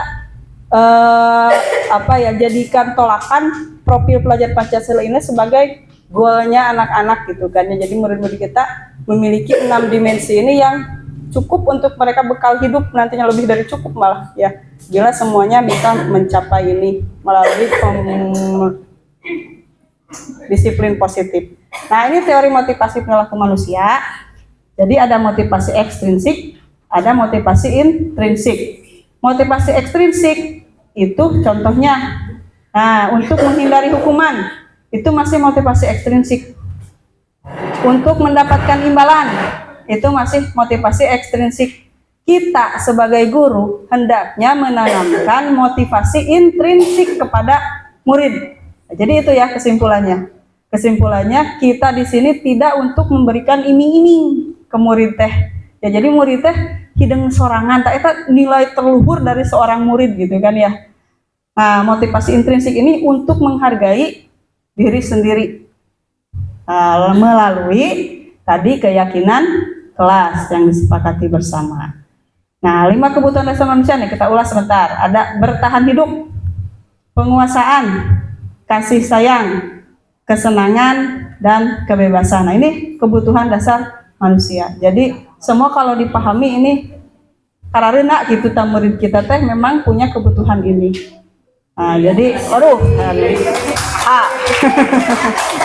jadi pada intinya semua perilaku memiliki tujuan. Nah, itu ya. Nah, kaitan dengan 5 posisi kontrol tadi, bila kita berada di motivasi ekstrinsik keneh untuk menghindari hukuman, berarti lamun murid masih keneh berbicara untuk menghindari hukuman, berarti posisi kontrol kita ada di penghukum atau pembuat rasa bersalah. Ya, kalau murid udah berperilaku hanya untuk mendapatkan imbalan, berarti posisi kita sebagai teman atau sebagai pemantau. Nah, kalau untuk meningkatkan motivasi intrinsik murid teh eta teh kita ada di posisi manajer. Matakna manajer mah cenah pang saena. Ya, atasan.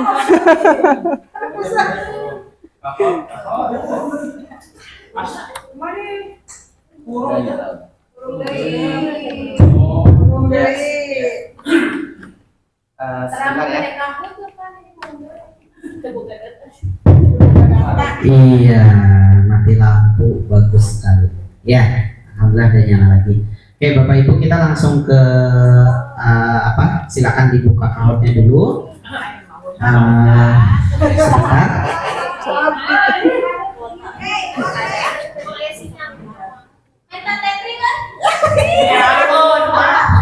Oke. Iya.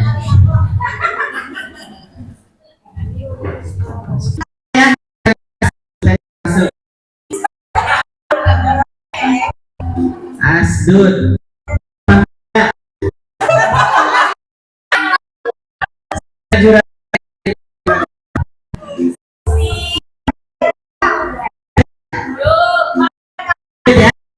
Oke, 19. Yang terlempar.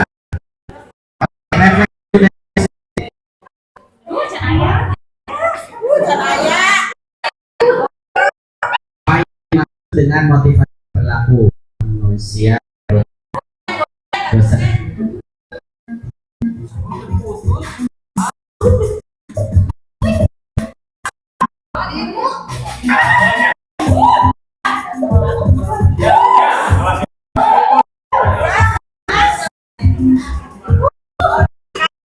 Oke, jawabannya adalah untuk menghindari ketidaknyamanan atau hukuman. Ya. Jadi kalau misalnya tadi terakhir kata Bulina, kalau misalnya anak masih menghindari hukuman, berarti kita itu masih di tataran posisi kontrol penghukum. Oke, siapakah? Siapakah dia? Oh, banyak. Lanjut. Motivasi menurut ujian.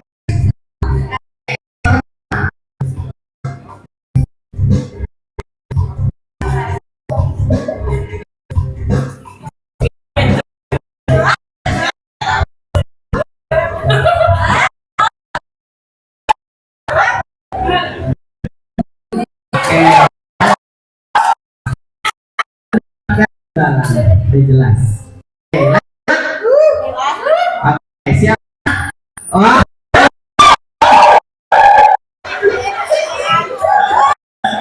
Oke, ya. Udah hitam. Mereka dari berikut ini yang merupakan contoh motivasi mendapatkan imbalan penghargaan dari orang lain. Orang lain. Iya.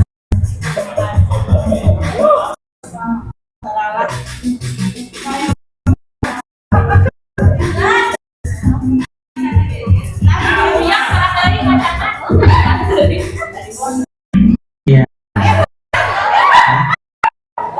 Jadi untuk mendapatkan ujian kita lihat. Iya.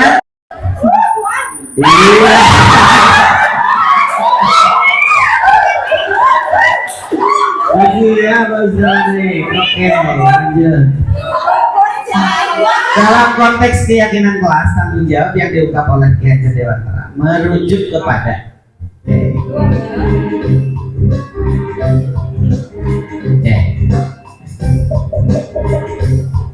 ini ada di PMM.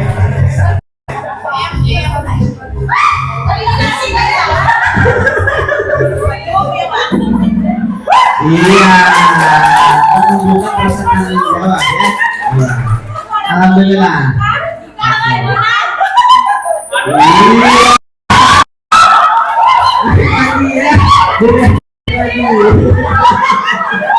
Oke. Nah ini Pak Asdud merangsek ke posisi. Oke.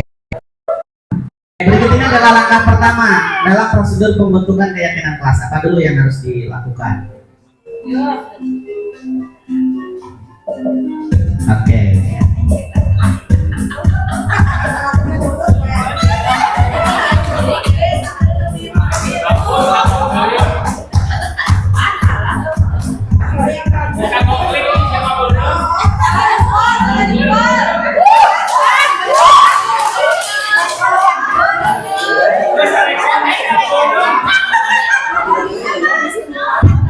Oke, lanjut.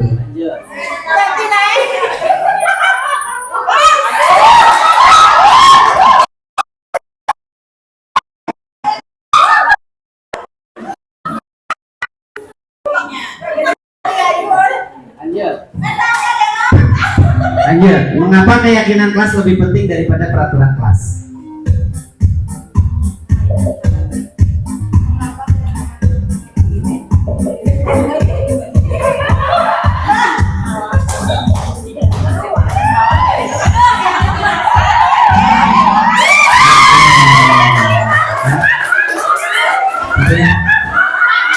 Jadi motivasi kelas itu, keyakinan kelas itu ingin mengumpulkan motivasi intrinsik dan apa?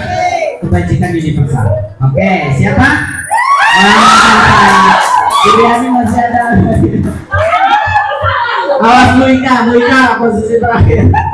Oke, guru pada posisi teman cenderung menggunakan apa? Untuk mengontrol murid.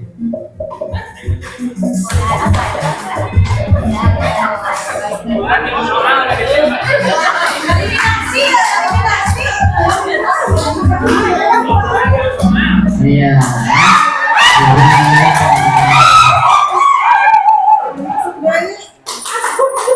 Iya.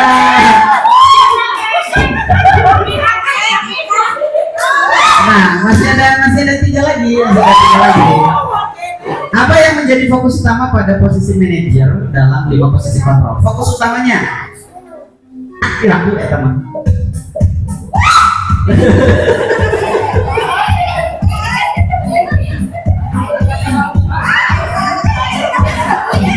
Oke, alhamdulillah ya. Oke. Kalau hubungan baik itu lebih cenderung pada teman ya. Kalau hubungan baik. Siapakah? Ya ini pastinya. Naik. Iya. Wika naik Wika. Oke.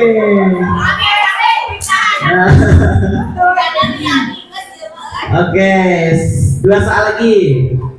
Dalam tahap validasi tindakan yang salah, kalimat manakah yang sebaiknya diucapkan oleh guru? Tadi validasi.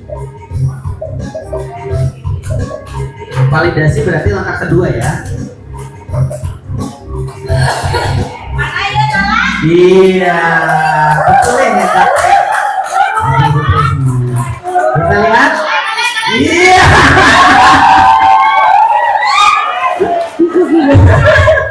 Wika hilang dari peradaban. Oke. Lanjut, satu lagi. Iya, satu lagi. Oke. Tanyakan kepada murid. Apa yang harus guru tanyakan kepada murid? Ya. Oke, ini yang terakhir ya, tadi dibahas. Ayo.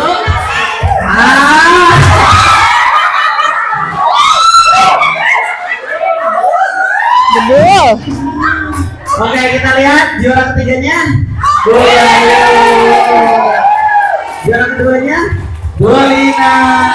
Juara pertamanya. Wow.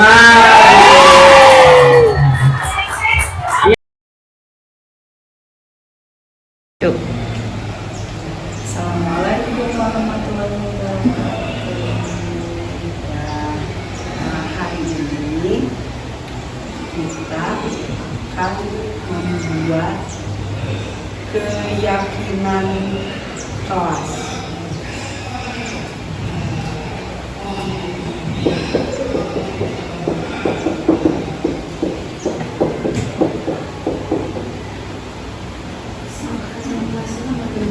Ya, keyakinan kelas. Jadi ini itu suatu hal yang akan kita semua sepakati bersama supaya belajarnya sesuai apa yang kita semua mau. Ya, jadi Rizka suka, misalkan contoh, Rizka suka kalau belajar itu tidak sambil berkelahi. Gak suka? Tidak suka berkelahi kan? Ya, jadi supaya teman-teman semuanya tidak berkelahi, kita jadikan sebagai keyakinan kelas.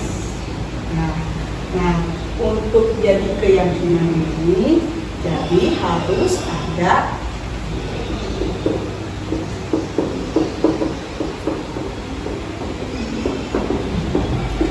kesepakatan kelas.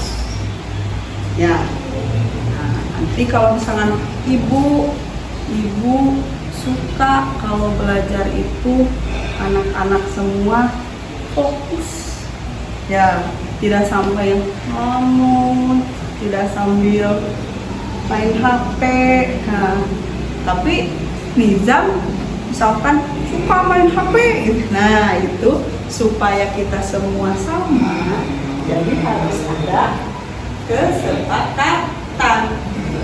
Ya, jadi Jadi kalau semua sudah sepakat, nanti belajarnya nyaman. Ya.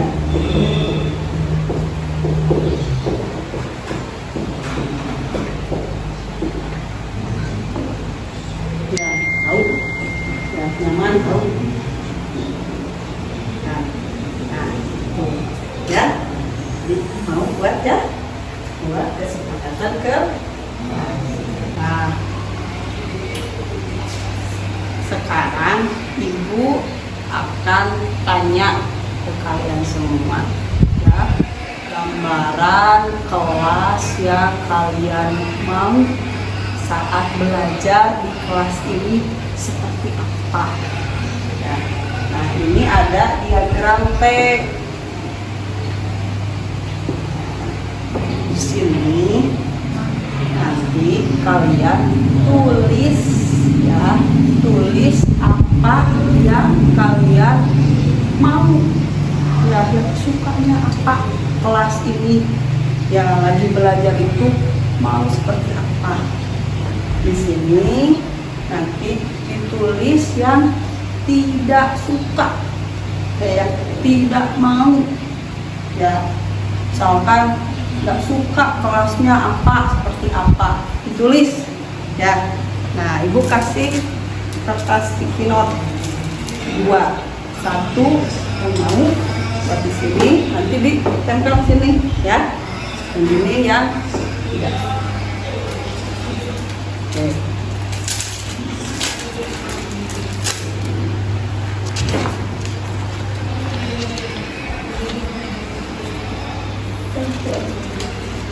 Nah, ini yang kaknya apa, ini yang tidak.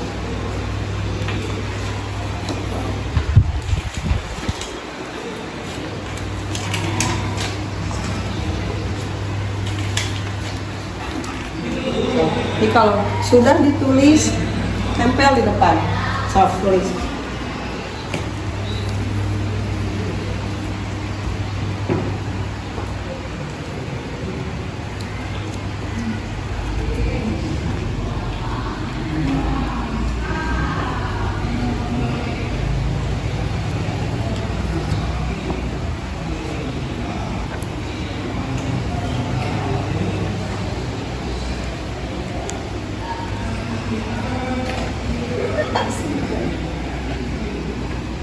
Apa jatuh?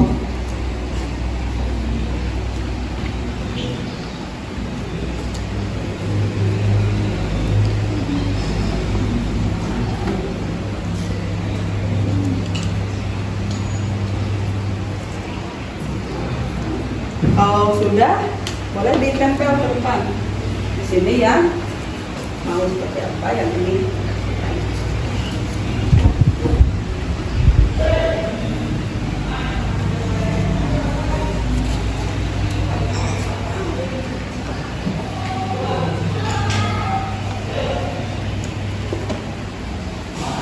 Ya.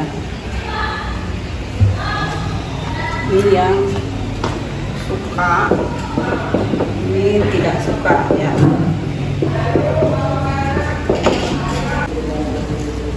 Apa? Bisa. Oh, pakai baju rapi. Pakai.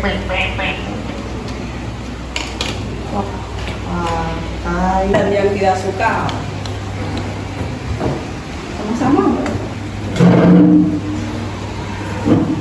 Bagus kan?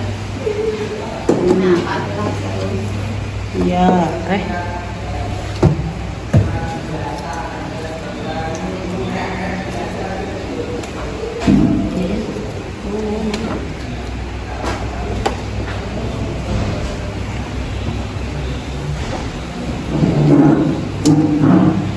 Nah, ya. Rizka suka kalau teman-teman tidak berkelahi ya, rukun-rukun, baik-baik ya, suka. Terus Mijam suka kalau semuanya pakai baju yang rapi ya, cantik-cantik, ganteng-ganteng, kelihatannya yang bagus. Terus Suci suka kalau masuk semuanya tepat waktu. Nah, ini yang tidak sukanya nih. Rizka tidak suka kalau kelasnya bau kotor, ya sama itu juga tidak suka sama tidak suka kalau kelasnya kotor dan bau. Terus teman dan guru marah-marah, Nijam tidak suka, iya sama ibu juga tidak mau marah-marah terus ya. Kalian juga ya akur, ya senang, bahagia, belajar ya, terus tidak marah-marah, apalagi sedih ya. Jadi tidak suka kalau teman dan guru marah-marah, bagus. Terus Suci, oh tidak suka kalau main HP terus ya, lagi belajar main HP ya, belajarnya lupa nanti karena main HP terus ya. Jadi HP-nya dimasukkan dulu ke tas ya, nanti main HP di rumah. Semua ini sama ya, ibu juga sama suka ini bagus-bagus ya, semua tidak suka sama ibu tidak suka. Nah mari ini semua kita sepakati ya, menjadi kesepakatan kelas yang lebih positif, yang lebih bagus ya. Jadi supaya semuanya senang ya, bahagia, nyaman belajar di kelas. Rizka tidak suka tidak berkelahi ya. Ini kita akan mengubah dari peraturan menjadi kesepakatan kelas, menjadi keyakinan kelas. Nah, Rizka menyebutkan tidak berkelahi, tapi ini kita ganti ya, bahasanya diganti ya, menjadi, tapi sama ya, berarti menjadi menjaga kerukunan ya, ya. Terus pakai baju rapi ya, boleh pakai baju rapi dengan rapi ya. Ini mah udah jadi langsung.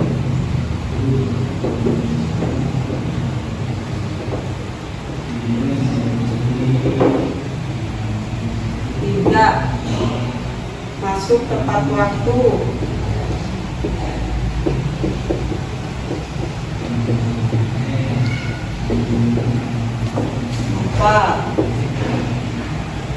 Tidak suka kalau kelasnya bau dan kotor, berarti harus apa ya? Tidak suka kelas bau dan kotor. Bau dan kotor kita ubah menjadi menjaga kebersihan.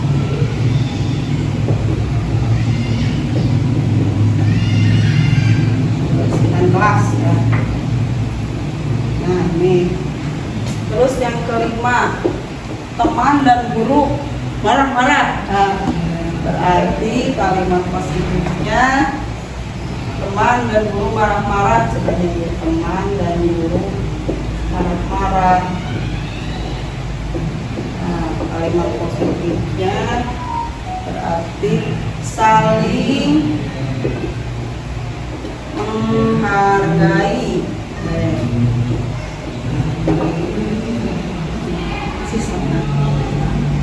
Selanjutnya tidak suka kalau main HP.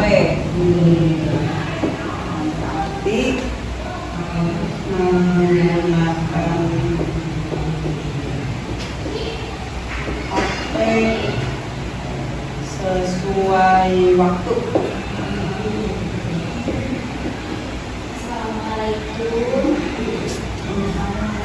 Jadi kita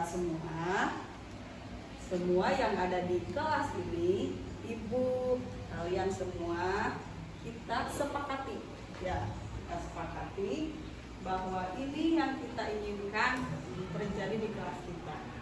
Jadi semua meyakini untuk satu, menjaga kerukunan 2. Memakai baju dengan rapi. 3. Masuk tepat waktu. Dan 4. Menjaga kebersihan. Yang kelima, saling menghargai. Dan yang keenam, menggunakan HP sesuai waktu. Dan tidak main keputusan yang berbeda. Sepakat ini? Bagus? Ya, nanti mudah-mudahan kelas kita baik, semuanya bahagia, semuanya senang, belajar nyaman. Oke. Sekian dari Ibu ya.